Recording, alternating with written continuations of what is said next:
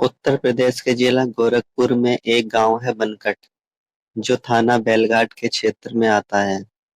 पश्चिम बंगाल में कोयले की खदान में काम करने वाला राम सिंह अपने परिवार के साथ बनकट गांव में रहता था। राम सिंह के परिवार में पिता बंसराज के अलावा तीन बेटियां और एक बेटा था। उसकी पत्नी कमला की करीब 5 साल पहले मृत्यु हो गई थी। उसने अपनी बड़ी बेटी मधु की शादी पत्नी की मौत के कुछ दिनों बाद पड़ोस के गांव बरपरवा बाबू के रहने वाले जितेंद्र के साथ कर दी थी। राम सिंह के कंधों पर तीन बच्चों की जिम्मेदारी बची थी, क्योंकि राम सिंह पश्चिम बंगाल में रहता था। इसलिए बच्चों की परवरिश की जिम्मेदारी उसके पिता के ऊपर थी। वह ही उनकी परवरिश कर रहे थे। राम सिंह के घर पर न रहने के बावजूद तीनों बच्चे ठीक पढ़ रहे थे। बेटा अजय और बेटी साधना हाई स्कूल में थे और मंझली बेटी पूजा स्नातक पास कर चुकी थी। घर में रहकर वह कंपटीशन की तैयारी कर रही थी। बीच बीच में राम सिंह बच्चों की कुशल लेने घर पर आता रहता था, ताकि बच्चों को माँ की कमी न खले। कुछ दिन बच्चों के बीच बिताकर वह फिर नौकरी पर लौट जाता था। पिता के प्यार और दुलार से बच्चों को कभी माँ की कमी नहीं खली। 31 जनवरी 2020 की बात है। रात 10 बजे घर के सभी लोगों ने साथ बैठकर खाना खाया और फिर सोने के लिए अपने अपने कमरे में चले गए। बच्चों के दादा दलान में सो रहे थे, जबकि पूजा, साधना और अजय अलग अलग कमरों में सो रहे थे। अगली सुबह पूजा और साधना रोजाना की तरह सुबह 6 बजे उठी। घर का मुख्य द्वार खोलकर उन्होंने बाहर जाना चाहा तो दरवाजा नहीं खुला। किसी ने शायद बाहर से दरवाजे पर कुंडी लगा दी थी। काफी प्रयास के बाद जब दरवाजा नहीं खुला तो दोनों बहनें ये सोचकर भाई अजय के कमरे में गई कि उससे कहकर दरवाजा खुलवाने का प्रयास करेंगी, लेकिन अजय अपने कमरे में नहीं मिला। यह देख दोनों बहनें हैरान रह गईं कि बिना किसी को कुछ बताए इतनी सुबह वह कहाँ चला गया। उन्होंने घर का कोना कोना छान मारा, लेकिन अजय कहीं नहीं मिला। तब दोनों बहनें दलान में सो रहे दादा के पास पहुंची। उन्हें जगाकर दोनों ने अजय के बारे में पूछा तो उन्होंने अनभिज्ञता जताते हुए कहा कि उन्हें कोई जानकारी नहीं है और न ही उसे बाहर जाते हुए देखा है। बुजुर्ग बापू भी पोते के अचानक गायब होने से स्तब्ध थे। अजय के रहस्यमयी ढंग से गायब हो जाने से घर वाले परेशान हो गए। ऊपर से मकान का मेन गेट भी बाहर से बंद था। अंततः साधना ने पड़ोस में रहने वाले चचेरे बाबा रामचंद्र को फोन किया और बाहर से लगी मेन गेट की कुंडी खोलने की बात कही। उसने रामचंद्र बाबा को यह भी बताया कि किसी ने शरारत बस कुंडी लगा दी होगी। कुछ देर में दरवाजे की कुंडी खोलकर दादा अंदर आए। उन्हें अजय के गायब होने की बात पता चली तो वह भी परेशान हो गए। घर के सभी लोग अजय को गांव में ढूंढने लगे। कुछ ही देर में पूरे गांव में अजय के गायब होने की बात फैल गई।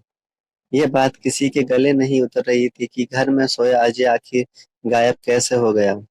अजय की तलाश में दादा व रामचंद्र, पूजा और साधना अलग अलग दिशाओं में निकल गए।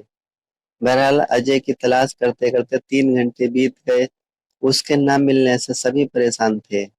उसे लेकर उनके मन में बुरे बुरे ख्याल आ रहे थे।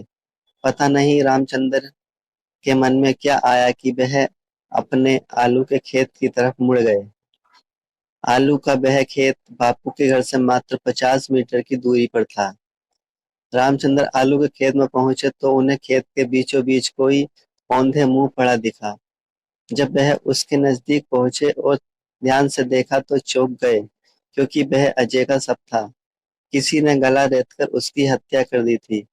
रामचंद्र दौड़े दौड़े गांव पहुंचे और यह जानकारी बड़े भाई यानी अजय के दादाजी को दी। अजय की हत्या की बात सुनकर घर में रोना पीटना शुरू हो गया।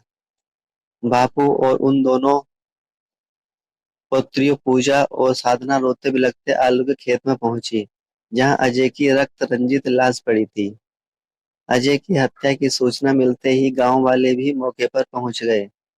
इसी बीच किसी ने इस घटना की सूचना बेलघाट थाने को दे दी। सूचना मिलते ही थाना प्रभारी सुरेंद्र पुलिस टीम के साथ मौके पर पहुंच गए। वहां पहुंचकर उन्होंने सीओ शुक्ला और एसपी कुमार श्रीवास्तव को भी सूचना दे दी। सूचना मिलने पर दोनों पुलिस अधिकारी मौके वारदात पर पहुंच गए। पुलिस ने घटना स्थल की जांच की तो पता चला हत्यारों ने अजय की हत्या किसी तेज धारदार हथियार से गला रेतकर की थी। उसका कसरती बदन देखकर लगता था कि हत्यारों की संख्या 2 से 3 रही होगी, क्योंकि वह अकेले आदमी के बस में नहीं आ सकता था। खेत में संघर्ष का कोई निशान भी नहीं मिला था। इस बात ने मामले को और भी पेचीदा बना दिया था। पुलिस ने मौके की और गहराई से जांच की। जिस जगह पर अजय की लाश पड़ी थी, वहां खून सूखकर काला पड़ चुका था। इससे यह अनुमान लगाया जा रहा था कि घटना को 8-10 घंटे पहले अंजाम दिया गया होगा। लाश के अलावा पुलिस को मौके पर कुछ और नहीं मिला था। पुलिस ने घटना स्थल की कार्रवाई निपटाकर लाश पोस्टमार्टम के लिए राघव मेडिकल कॉलेज गुलिया भिजवा दी। मृतक अजय की बड़ी बहन पूजा ने गांव के ही 5 व्यक्तियों पर हत्या का आरोप लगाते हुए थाना प्रभारी सुरेश चंद्र को नामजद तहरीर दी। पूजा की तहरीर के आधार पर पुलिस ने अशोक चंद्र, शेखर, इंद्रजीत और दशरथ के खिलाफ भादवी की धाराओं 147, 148, 149, 302, 506, 120 बी और 31 SC/ST एक्ट के तहत मुकदमा दर्ज कर लिया। चूंकि ये मामला SC/ST एक्ट से जुड़ा था, इसलिए जांच की जिम्मेदारी सीओ शुक्ला को सौंप दी गई। सीओ साहब ने सबसे पहले पूजा से अलग अजय हत्या के संबंध में जानकारी ली। पूजा ने बताया कि करीब 1.5 साल पहले अजय को दशरथ ने जेल भिजवाया था। वह उसकी बेटी चंचल से प्यार करता था, चंचल भी उससे प्रेम करती थी। एक दिन दोनों ही घर छोड़कर भाग गए थे। दशरथ ने नाबालिग बेटी चंचल को बहला फुसलाकर भगा ले जाने की रिपोर्ट बेलघाट थाने में दर्ज करा दी थी। पुलिस ने कोशिश करके अजय और चंचल को ढूंढ निकाला और अजय को जेल भेज दिया था। जुलाई 2019 में वह जमानत पर छूटकर जेल से बाहर आया था। भाई के जेल से आने के बाद से ही ये लोग उसकी जान के पीछे पड़े थे। पूजा ने उन्हें बताया कि दशरथ ने अपने चारों बेटों अशोक, चंद्रशेखर, इंद्रजीत और विनोद के साथ मिलकर अजय की हत्या कर दी है। शिव शुक्ला ने पूजा के बयान की पड़ताल की तो उसकी बात सच निकली। इस इसके बाद सतीश चंद्र पुलिस टीम के साथ दशरथ के घर पहुंचकर मौके से अशोक, चंद्रशेखर और इंद्रजीत को दबोच लिया है। विनोद और उसका पिता दशरथ पुलिस के पहुंचने से पहले फरार हो गए थे। तीनों को हिरासत में लेकर थाने आ गए। सीओ शुक्ला ने हिरासत में लिए गए अशोक सच से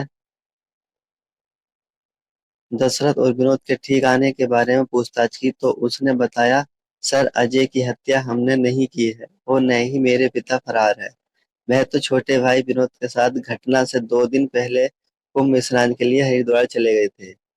पोस्टमार्टम रिपोर्ट को पढ़ने और घटना की पड़ताल करने के बाद शिव शुक्ला के गले से ये बात नीचे नहीं उतरी कि जब आरोपी दशरथ और उसका बेटा विनोद 2 दिन पहले ही घटना स्थल से 200 किलोमीटर दूर हरिद्वार चले गए थे तो वह भला हत्या कैसे कर सकते थे। इसमें जरूर कोई बड़ा पेच था।